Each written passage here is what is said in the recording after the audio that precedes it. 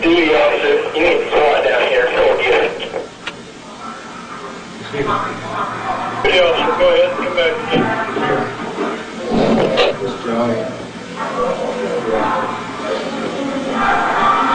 1 2.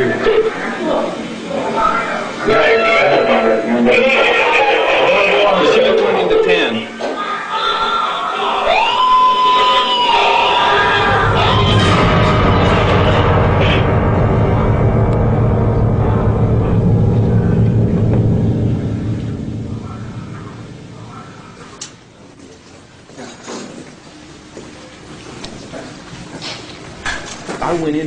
Je me suis retrouvé en situation de devoir tuer ce type, pas seulement de lui faire mal.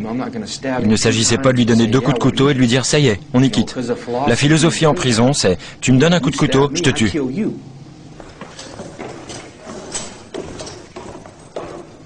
Je l'ai saigné comme un porc jusqu'à ce qu'il ne bouge plus.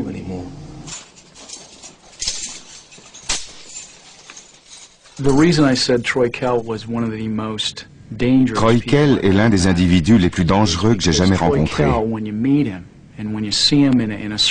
le voir comme ça, vous le trouvez plein de charme, intelligent, charismatique. Jamais vous n'imagineriez qu'il soit capable de commettre un crime aussi abominable que celui qu'il a commis.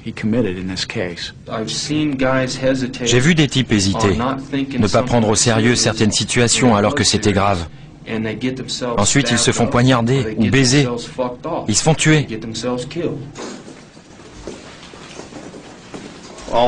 Tous les adeptes de la suprématie blanche étaient très soucieux d'être bien vus de Troy. Dis-lui bien que je le salue. Ils lui ont donné le pouvoir, le symbole du pouvoir blanc. Bien sûr, ils n'en font pas mystère, car ils envient le statut que confère à Troy Kell le crime qu'il a commis. C'est un dieu parmi les détenus, et il ferait n'importe quoi pour être bien vu de lui. Ça les protège au sein de l'institution pénitentiaire. Alors il lui planque ses lames, son alcool, toute sa contrebande. Troy manipule tout très subtilement. Mais face à l'administration, il présente une image impeccable. Non, je n'ai rien fait du tout. Je n'ai rien à voir avec ces types-là. N'empêche qu'il a ses soldats et qu'ils vont au combat pour lui. C'est facile, ils disent ça pour justifier tout ce qu'ils me font subir.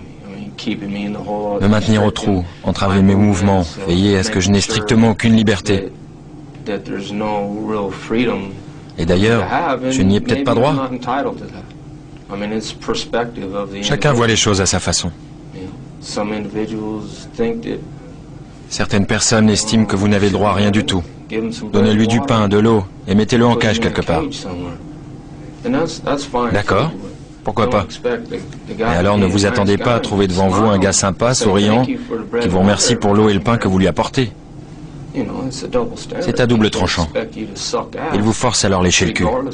Mais à force de lécher des culs, la merde vous étouffe.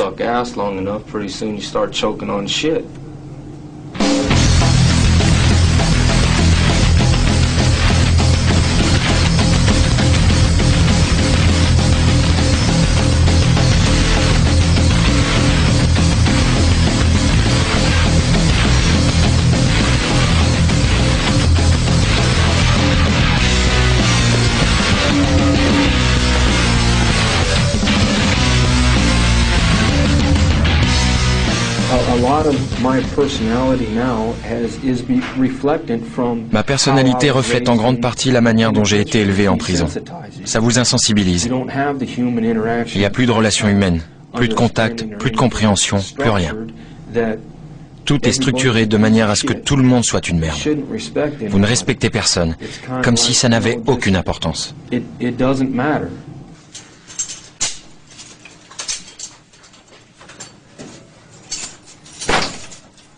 Il faut bien comprendre pourquoi Troy Kell est en prison.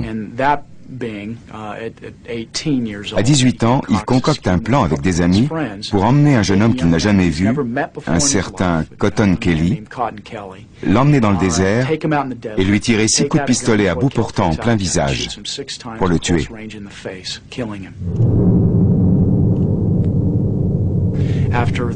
Après le meurtre, il lui prend son portefeuille et va avec ses copains s'acheter de l'alcool.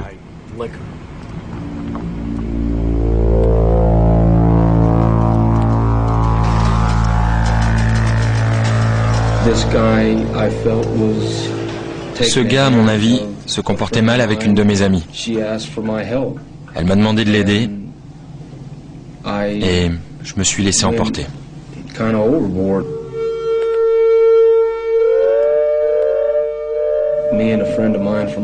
Je me suis mis d'accord avec un copain du lycée pour bastonner ce mec qui faisait des trucs à une adolescente qu'on connaissait.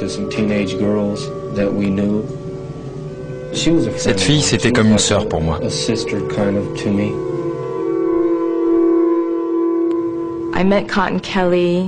J'ai rencontré Cotton Kelly à Circus Circus 8 mois avant la tragédie. Il dirigeait une sorte de société d'édition érotique et voulait que je pose nue pour lui.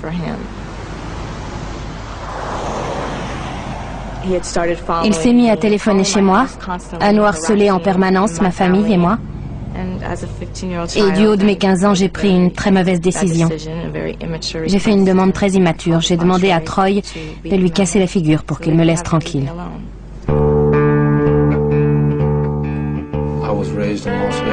J'ai grandi à Las Vegas, dans une famille de la petite bourgeoisie. Je suis fils unique. J'étais un gamin comme les autres. À ma connaissance, je n'avais rien de particulier. Troy a fait partie de notre vie dès mon arrivée à Las Vegas. Je devais avoir 6 ans. Nous habitions des rues voisines. Avec 2 de mes copines, je suis passée devant chez lui. Il était là, avec ses potes, sur leur bicyclette, à nous regarder avec des yeux ronds. Parce qu'il a 3 ans de plus que moi. Nous avons descendu toute la rue en direction du désert, et en passant, on leur a dit quelque chose d'assez gonflé, et ils nous ont poursuivis à vélo. On s'est mis à courir, Troy a sauté de son vélo et m'a plaqué sur la pelouse. Depuis, c'est devenu un jeu entre nous. Il me disait « Tu vas devenir ma petite amie ?» Et je lui répondais « Non, j'aime pas les garçons. » Troy venait à la maison quand il avait environ 7 ans. Il jouait dans le jardin avec Sandy et Shane. Ils allaient ensemble à la piscine. C'était le petit voisin, un bon petit gars.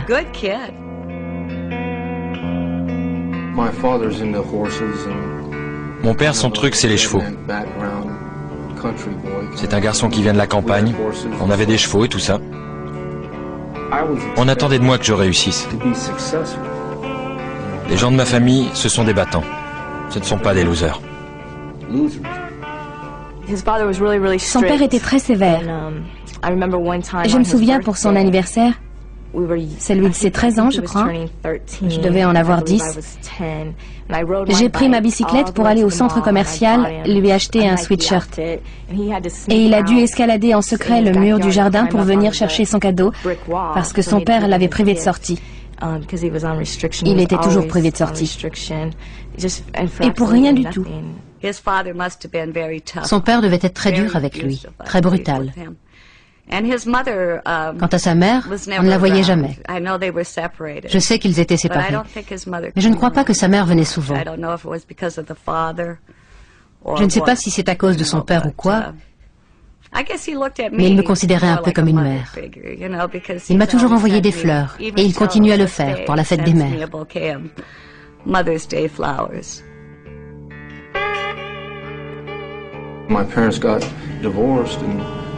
Mes parents étaient divorcés, j'ai été ballotté entre les deux. J'en ai un peu souffert pendant quelque temps. Mais je n'étais pas le seul enfant à vivre ça, ça n'a rien d'exceptionnel. Je sortais avec mes copains sportifs parce que j'aimais bien pratiquer les sports d'équipe. Mais j'aimais aussi boire des bières et fumer quelques joints le week-end. Je suis allé à l'école, mais je n'aimais pas beaucoup ça. Je me suis rebellé contre cette structure autoritaire où on vous dit de faire ci et d'aller là. J'ai quitté l'école. Et c'est là que les ennuis ont commencé.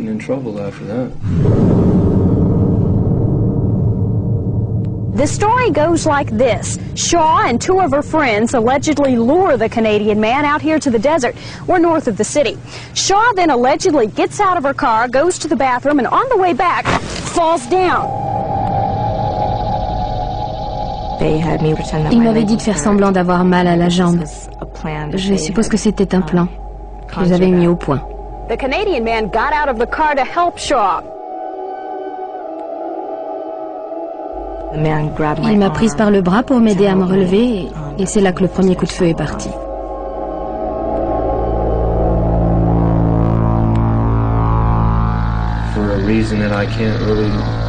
Pour une raison que je ne peux vraiment expliquer, j'avais décidé d'apporter un flingue, de lui tirer dessus et de le tuer.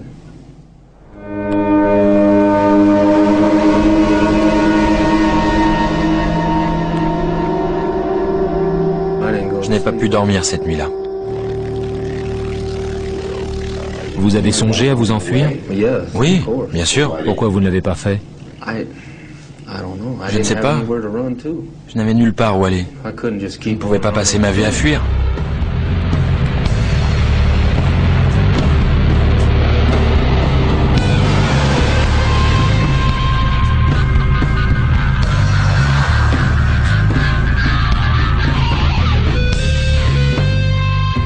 Police say this desert landscape near Rancho and Durango was the stage of a grisly show and tell this past week. Police say the three suspects spent a week going back and forth here in the desert showing off the body to their friends. Then one of the small children who had seen the battered corpse got to feeling guilty and told police. La police de Las Vegas m'a appelé au travail à minuit pour me dire que Sandy était au poste à propos d'un meurtre. Je me suis dit, mon Dieu, voilà que ça recommence.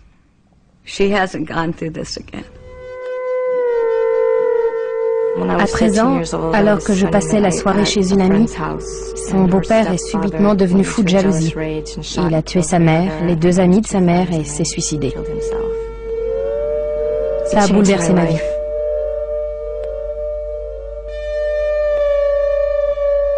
Je me suis détachée de mes émotions. Je n'avais plus la notion de vie ou de mort. C'était une seule et même chose pour moi. Une autre fois, alors qu'elle rentrait de l'école à pied, un type la dépasse en courant pour rattraper une fille qui était devant elle.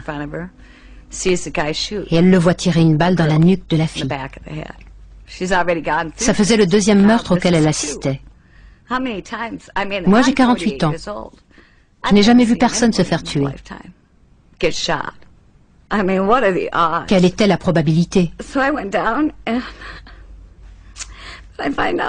Alors je vais à la police, et là j'apprends que c'est elle qui est accusée. Je ne peux pas vous dire combien ça faisait mal d'apprendre qu'un homme avait été tué et que ma fille était impliquée.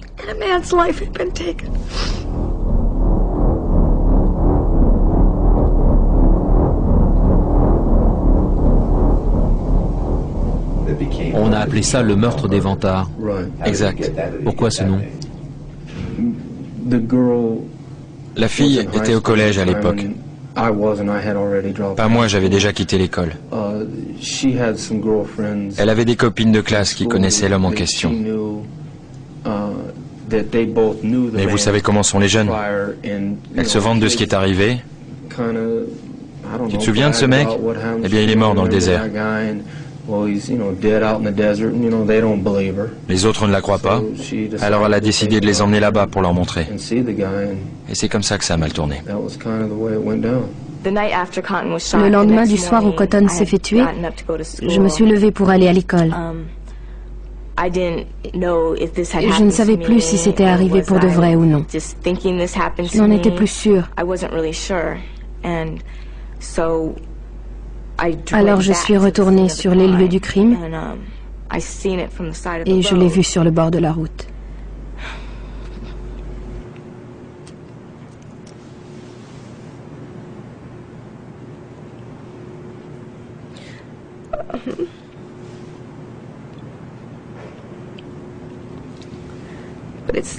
Mais ce n'était toujours pas réel.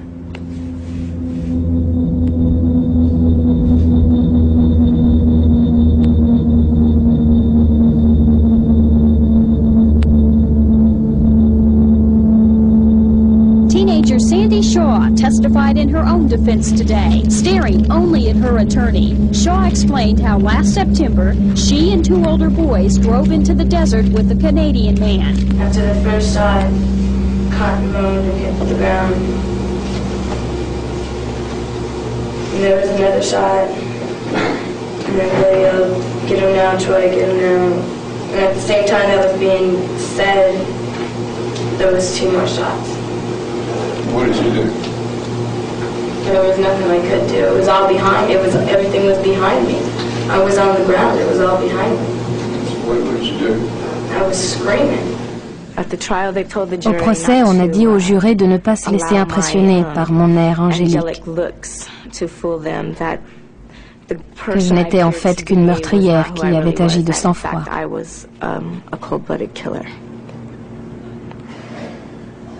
Et qu'avez-vous éprouvé?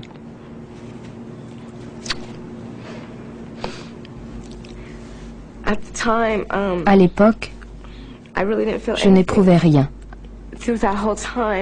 Pendant toute cette période de ma vie, en fait, je n'éprouvais rien. How do you plead guilty or not guilty? Not guilty. And charging you with conspiracy to commit robbery, conspiracy to commit murder, robbery with the use of a deadly weapon, and murder with the use of a deadly weapon. How do you plead guilty or not guilty? Not guilty. On m'a proposé une transaction, la perpétuité avec possibilité de libération conditionnelle si je plaidais coupable. Mais comme j'étais têtu et que je considérais que je savais tout mieux que tout le monde, j'ai refusé. De toute façon, à 18 ans, je trouvais que 10 ou 15 ans de prison, c'était la perpétuité. Et en fait, non. On peut encore repartir à zéro.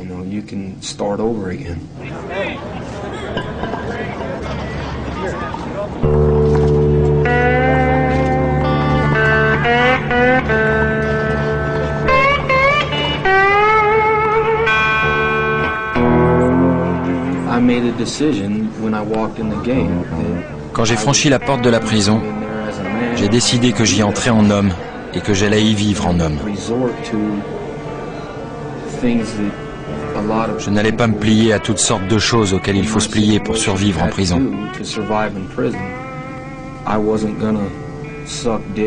Pas question de tailler des pipes, ni de laver le linge sale des autres, ni de moucharder.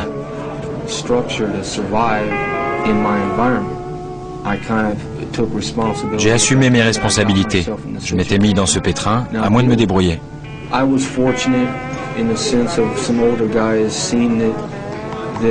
J'ai eu la chance que des anciens, voyant que j'étais là pour très longtemps, m'aient pris sous leur aile, m'aient formé, m'aient appris qui était qui, ce qu'il fallait éviter de faire, ne pas avoir de dette de jeu, ni de dette de drogue.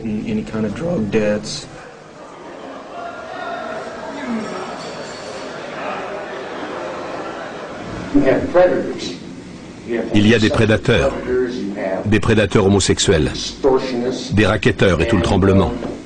Et ils vous testent. Il y a eu un incident à la promenade et j'ai reçu une balle. C'était de la faute d'un autre mec, qui était un booty bandit notoire.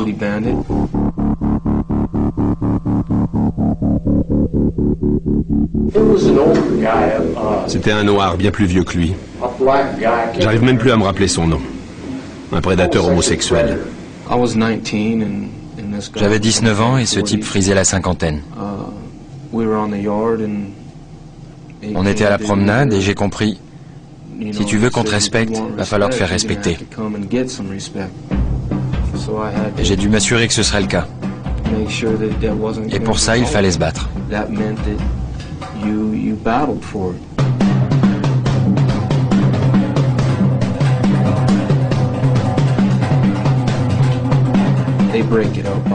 Ils arrêtent les bagarres en vous tirant dessus. Ils visent la poitrine. Ils appellent ça des tirs de barrage. Ça a arrêté la bagarre et ça m'a mis KO. Quand on vous tire dessus avec du 12 à 10 mètres de distance, après ça, la bagarre est finie.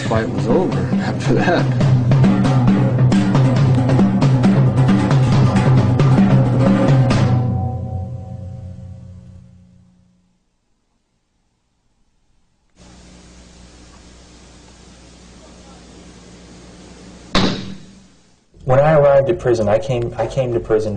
me suis retrouvé en prison pour usage de faux. J'avais falsifié un chèque de $300. C'était passible de 1 à 15 ans. Mais on ne m'a pas mis dans une prison pour petits délinquants, on m'a mis dans une prison de haute sécurité, pour meurtriers. Eric Daniels était le co-accusé de Troy Kell. C'est lui qui a empêché la victime de bouger pendant le meurtre en lui tenant les jambes. L'ironie du sort, c'est qu'il était en prison pour une peine passible de 0 à 5 ans de prison. Un délit de faux et usage de faux relativement minime. Il avait volé un chèque à l'ordre du shérif local et avait raturé le nom du shérif. Pas très futé, il a pris 6 mois de prison. Il est donc passé d'une petite peine pour escroquerie à une peine de perpétuité incompressible. Il ne reverra plus jamais la lumière du jour hors de prison. Je suis un voleur de chèques qui se retrouve dans le couloir de la mort. J'ai été mêlé à des mecs qui étaient des condamnés à mort, qui allaient être exécutés dans les 3 ou 4 ans, alors que moi j'étais en prison pour usage de faux. C'est comme ça que j'ai commencé à être mêlé à des situations violentes.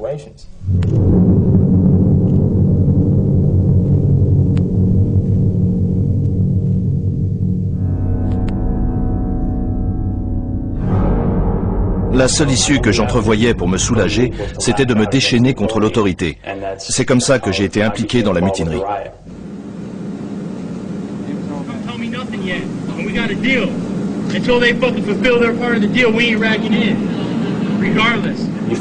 Vous vous sentez piégé par le système, d'abord parce que vous êtes là, d'accord?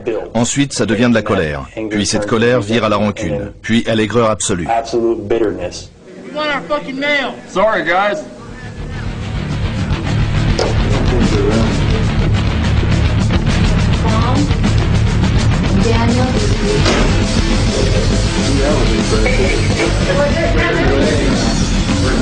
No way.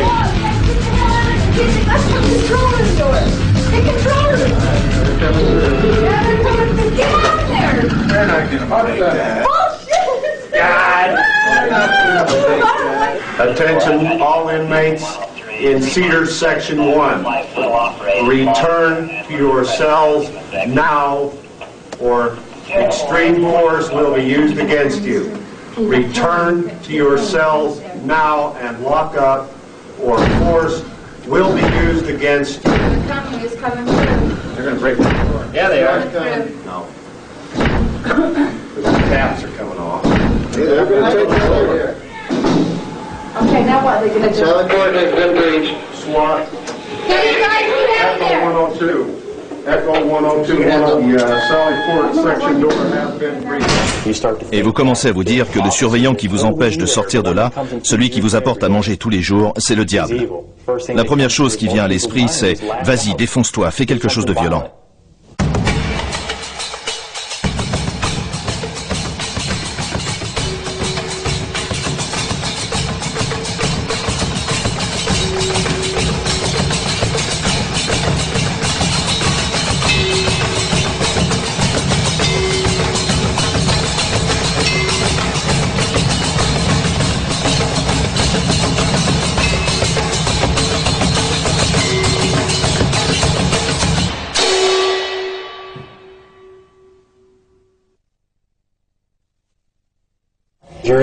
Vous êtes en cellule depuis si longtemps, tout seul, vous n'avez ni télévision, ni radio, très peu de contact avec le monde extérieur, et vous commencez à présenter différents symptômes de maladie mentale, schizophrénie, paranoïa, anxiété, conduite impulsive.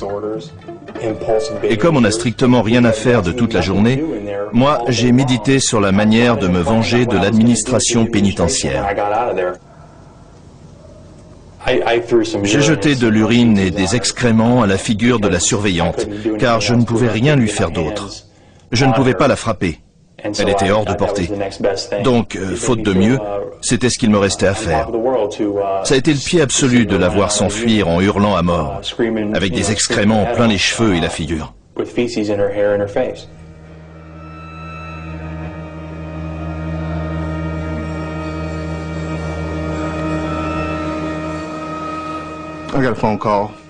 J'ai reçu un coup de téléphone d'un responsable là-bas en Utah. Je ne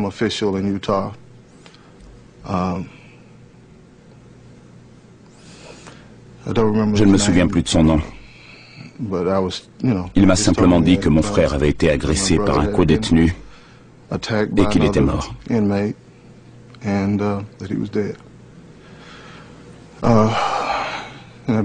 J'ai immédiatement appelé mon père et ma mère.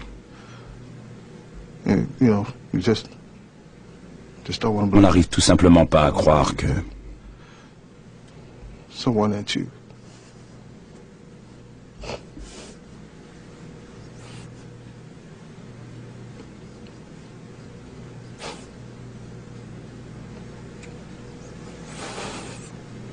que quelqu'un qu'on aime est mort.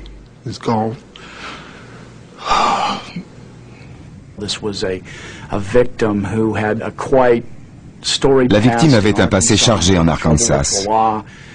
C'est quelqu'un qui avait eu des problèmes avec la justice, notamment pour attaque à main armée, qui s'était montré violent en prison, qui avait agressé des gardiens et des co-détenus.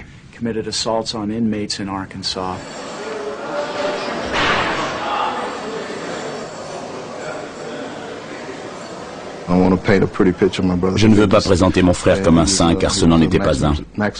Il m'avait dit être sous haute surveillance, et j'ai découvert après sa mort qu'il était même privé de promenade. Au départ, on n'avait aucune idée du mobile de ce meurtre. Puis au fil de l'enquête, on s'est aperçu que l'un des aspects les plus effarants de cette affaire, c'est qu'il ne s'agissait finalement que de haine raciale. C'est le commentaire que Troy Kell a fait juste après.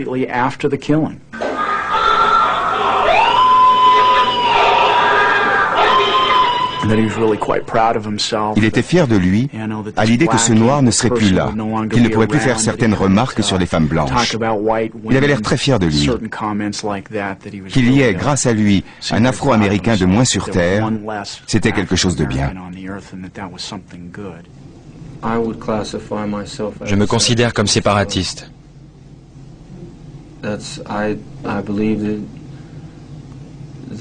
trouve que les Blancs devraient rentrer en Europe et qu'ils n'auraient jamais dû venir ici. Dans toute l'histoire, que ce soit les Grecs, les Romains, les Égyptiens, toutes les civilisations qui ont commencé à se mélanger avec des étrangers, avec des peuples extérieurs à leur groupe racial, ont fini par se détruire.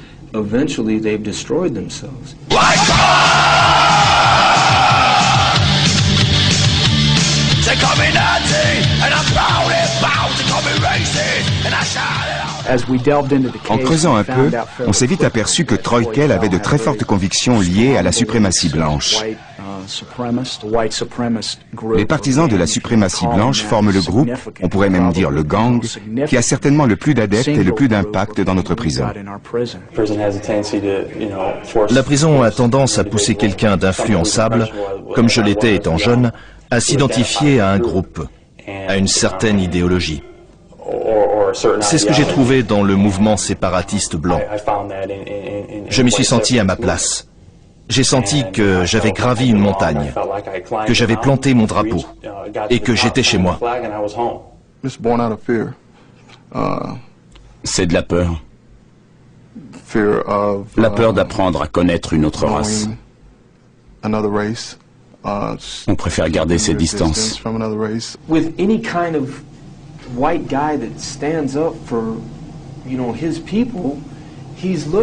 Dès qu'un blanc défend sa race, il est considéré comme raciste. Ça n'est pas le cas. La majorité, vous détestez les Noirs, les Juifs? Je ne me sens pas concerné du tout. Peut-être que ce que je n'aime pas, c'est ce que font certaines personnes. Mais vous savez, il y a des Blancs qui ne font pas mieux que les autres.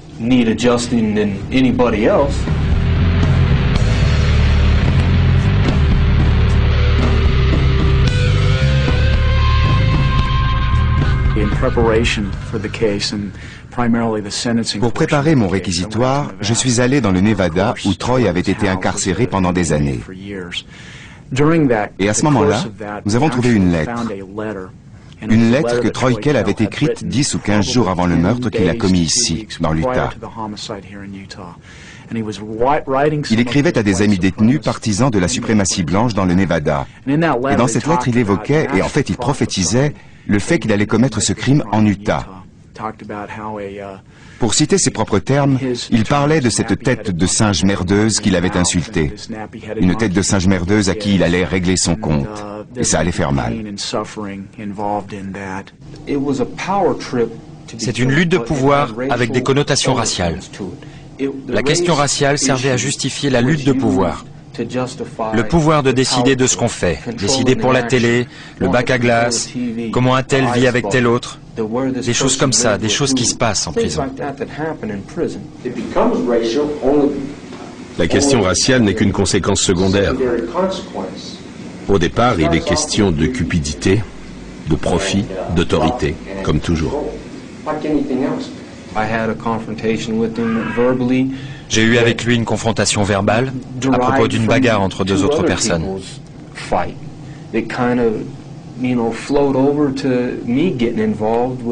J'ai été comme submergé par le besoin de m'en prendre à lui.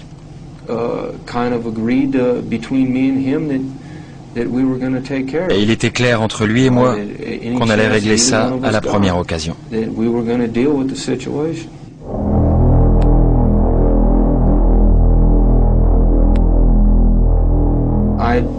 Je m'y suis préparé. Je me suis procuré un couteau, une clé de menottes, car on était menottés pour aller à l'infirmerie. Ils ont imité la signature de mon frère pour une demande de consultation à l'infirmerie. J'ai rempli ce qu'on appelle le formulaire de demande médicale à la place de Blackmon pour le faire sortir de sa cellule un jour bien précis. Le gardien est entré dans la cellule de mon frère et il lui a dit « Tu es prêt à y aller ?» Et mon frère a demandé « Aller où ?»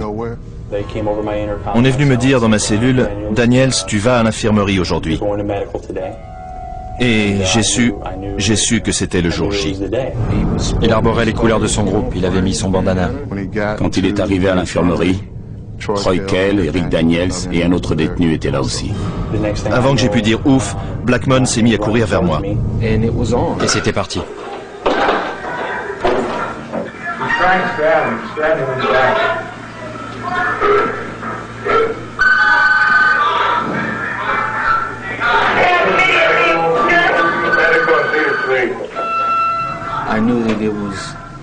Je savais que j'avais frappé fort à cause de la couleur du sang.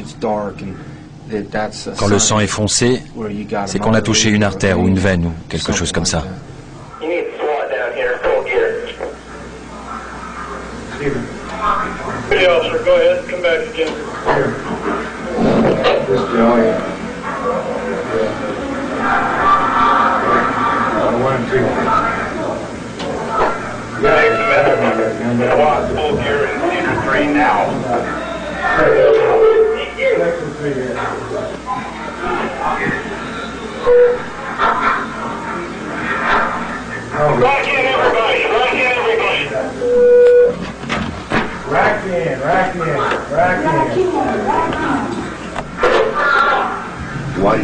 Pourquoi l'avoir poignardé autant de fois? Tout ce que je peux dire, c'est qu'il continue à bouger.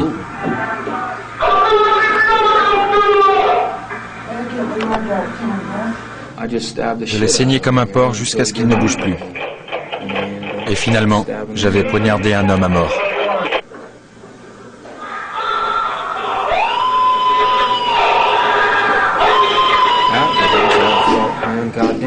Après coup, je me suis dit, merde mec, pourquoi tu me fais faire ça? Je ne réalisais pas le fait qu'il était le père, le frère ou le fils de quelqu'un. Je ne le voyais pas comme un être humain.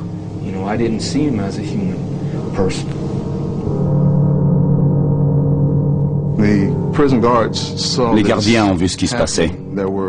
Ils ont vite fait sortir les civils qui se trouvaient là. Ensuite, ils sont allés enfiler leur tenue anti-mutinerie, pendant que mon frère continuait à se faire poignarder.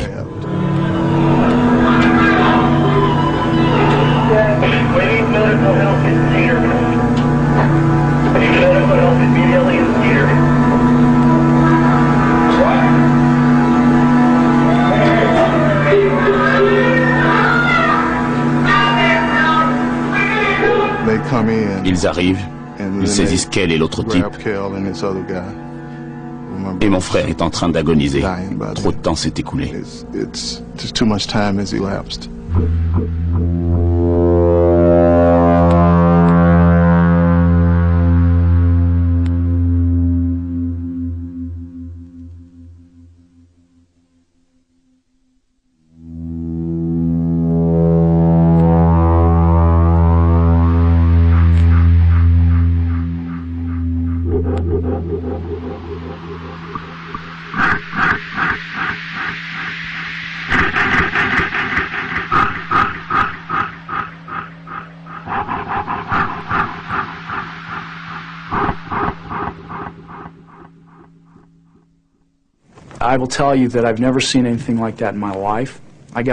De ma vie, jamais je n'ai rien vu de pareil. Plus je regarde ces images, plus je suis horrifié. J'ai dû les regarder encore et encore pour compter le nombre de coups de couteau. Après avoir visionné cette bande vidéo la première fois, j'ai eu des insomnies pendant plusieurs nuits. Pour un procureur, avoir l'enregistrement vidéo du crime, c'est assez inouï.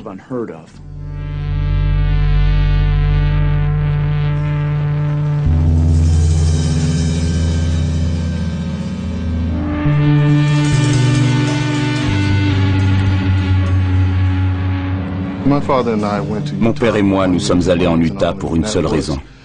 Essayer de faire changer les choses. Nous voulions parler avec les responsables de la prison. Nous voulions que quelqu'un nous promette de modifier les procédures afin que ce qui est arrivé à mon frère n'arrive pas à un autre détenu.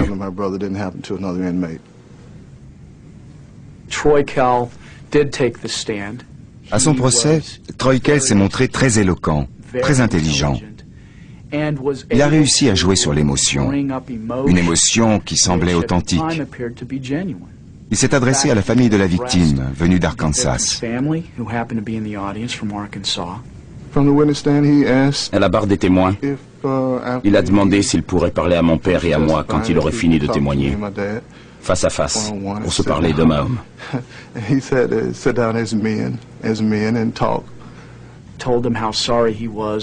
Il leur a dit combien il était désolé d'avoir tué leur fils, leur frère, et il en pleurait.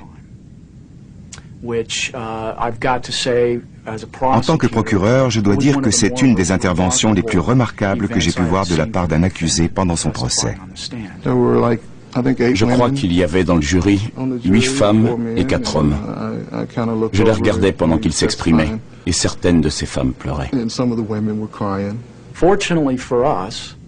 Heureusement pour nous, avant de déposer à la barre, Troy Kell avait dit aux 2 gardiens qui l'escortaient « Regardez bien, je vais gagner un Oscar ». Autrement dit, il venait à la barre avec l'intention de mentir. Oui, je me battais pour sauver ma vie. Et je faisais ce qu'il fallait pour. Mais mon émotion envers sa famille était authentique. Car à vivre comme je vis, au bout du compte, si ce n'est pas l'État qui me tue, quelqu'un d'autre s'en chargera. Ça fait partie de ma vie. Ma famille l'accepte et je l'accepte.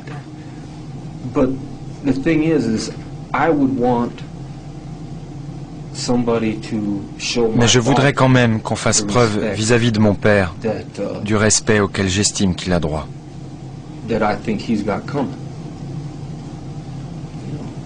C'est tout ce que je peux dire à ce sujet. Donc si je vous comprends bien, vous voulez dire que vous étiez sincère en parlant à son père. Ce n'était pas de la comédie. Non, j'étais sincère. On veut le minimiser parce qu'on veut gagner ce procès contre moi. J'ai fait appeler les gardiens à la barre et ils ont témoigné que Troy Kell leur avait parlé de remporter un Oscar.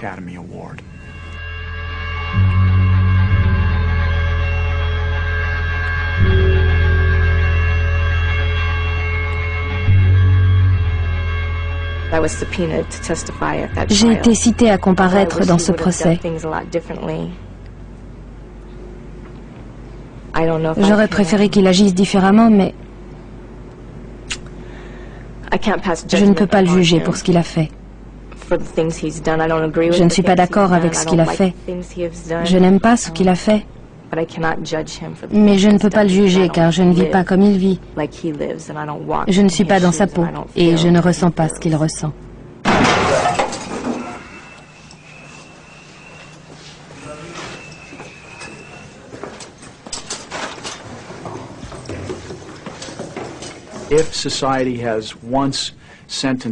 Dans la mesure où la société l'a condamné à perpétuité pour meurtre, sans possibilité de réduction de peine, s'il a choisi de prendre la vie de quelqu'un de manière très brutale pendant sa détention, Quelle autre possibilité nous reste-t-il? Et pour être réaliste, le risque de le voir un jour commettre un autre meurtre en prison a sans doute pesé lourd dans la décision des jurés de choisir la peine de mort. Je ne crois pas que la peine de mort soit efficace. Il y a des condamnés à mort. Et récemment, McVeigh, l'auteur de l'attentat d'Oklahoma City, a été exécuté. Est-ce que ça empêche le terrorisme? Je ne crois pas. Est-ce que ça va empêcher les meurtres, les viols? Je ne crois pas. J'ai des collègues qui disent, comme ça il ne recommencera pas. Bien sûr, mais ça ne décourage pas les autres.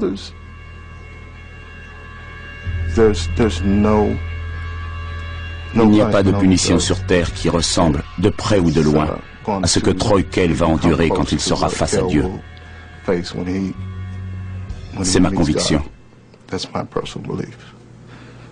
Vous pouvez le tuer 20 fois, ce sera encore loin de ce qu'il va endurer face à Dieu.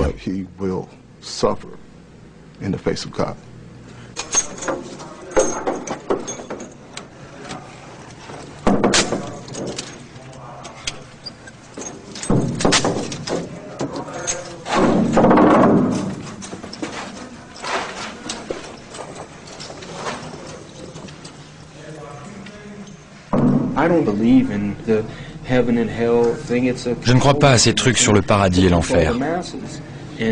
C'est un moyen de manipuler les masses par la peur. Je ne crois ni aux flammes de l'enfer, ni aux délices du paradis. Quand on est mort, on est mort.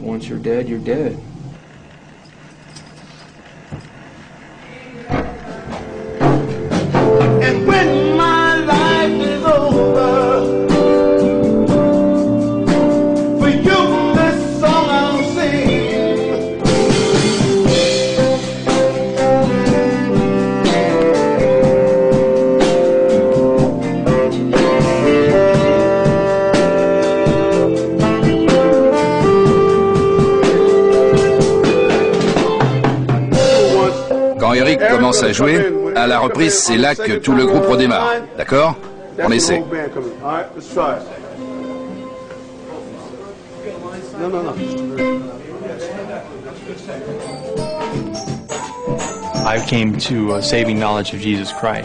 J'ai trouvé la voie du salut avec Jésus-Christ. Ça s'est produit il y a bientôt 3 ans. La manière dont je considère les gens, mes relations avec les hommes et les femmes ont changé du tout au tout. Je ne considère plus les gens selon la couleur de leur peau. Aux yeux de certains, je trahis ma race. Même ce que je suis en train de vous dire peut me coûter cher.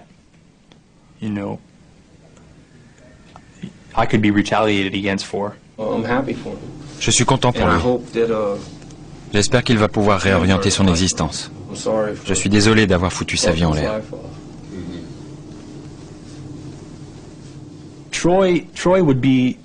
Troy, sur une échelle de valeur, c'est l'extrémiste. Franchement, je crois que s'il sortait un jour de prison, il irait faire sauter des immeubles.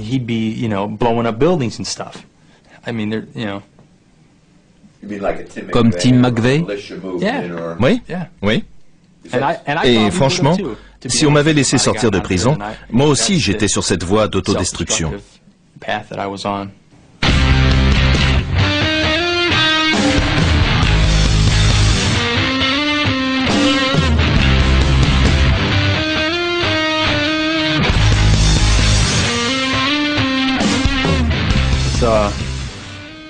La 8e lettre de l'alphabet, c'est le H. HH, ça veut dire Heil Hitler. Les adeptes de la suprématie blanche sont convaincus que les Juifs sont l'ennemi absolu, qu'ils montent les Noirs et les Blancs les uns contre les autres, pour qu'on s'élimine mutuellement et qu'ils gagnent la partie. Voilà à quoi se résume cette philosophie. Par les banques, par les médias, les Juifs manipulent l'opinion de manière subliminale. Ils la manipulent dans un sens favorable à leur projet. Ce genre d'absurdité. Le problème, c'est qu'aujourd'hui je trouve ça absurde, mais j'ai marché à fond. Je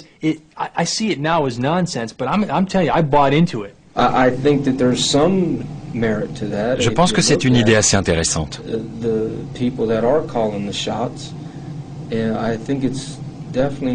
En tout cas, ce n'est pas une coïncidence. Ils sauvent leur peau. C'est vrai qu'ils en ont bavé au cours de l'histoire et ils ont toutes les raisons d'agir comme ça. C'est une lutte de pouvoir, rien d'autre. C'est structurel. L'extermination des Juifs par les nazis? Ouais, oui.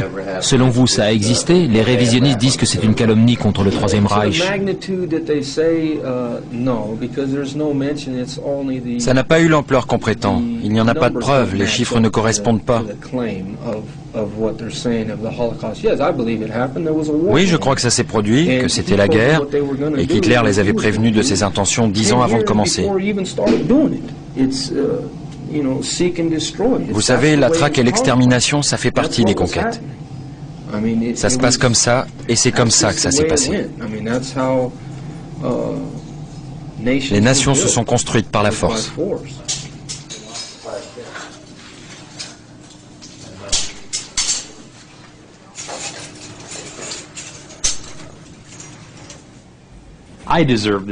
Je méritais la peine de mort.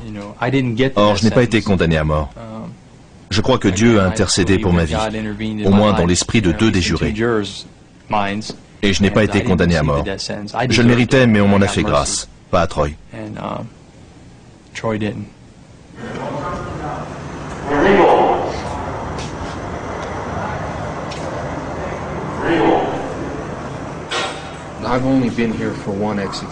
Depuis que je suis ici, il n'y a eu qu'une seule exécution. Un fusillé. Ça me semble la manière la plus propre et la plus rapide. L'homme n'a rien senti.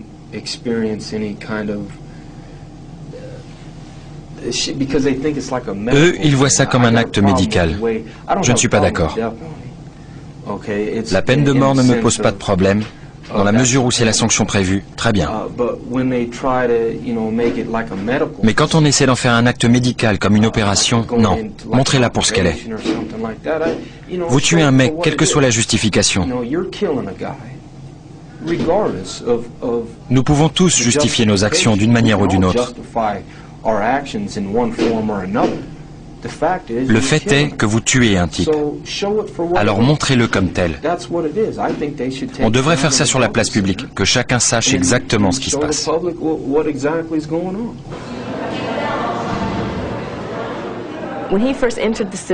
Quand il est entré dans ce système, il avait 18 ans. Il était bel homme, intelligent, et je me souviens qu'il m'a dit « J'entre en prison en tant qu'homme et j'y resterai un homme ». C'est ce qu'il a fait, je suppose.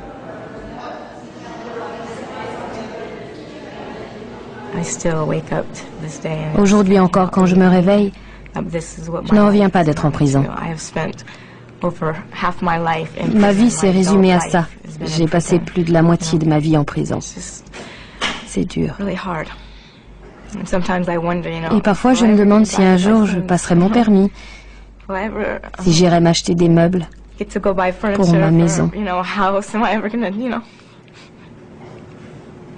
Click on Mouse Invaders and click OK. J'espère ardemment qu'un jour on me donnera une deuxième chance. J'étais une enfant en souffrance. J'étais une enfant perdue.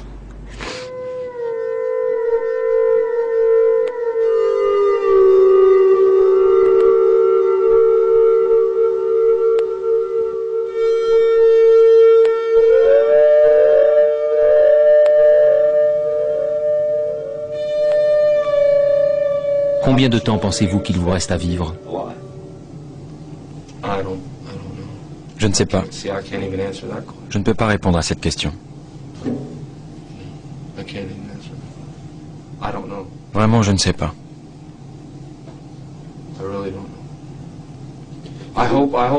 Longtemps, j'espère. Ça revient sans arrêt. Je ne sais pas. Qu'est-ce qui revient sans arrêt? Devoir choisir entre vivre en subissant toute cette merde ou non.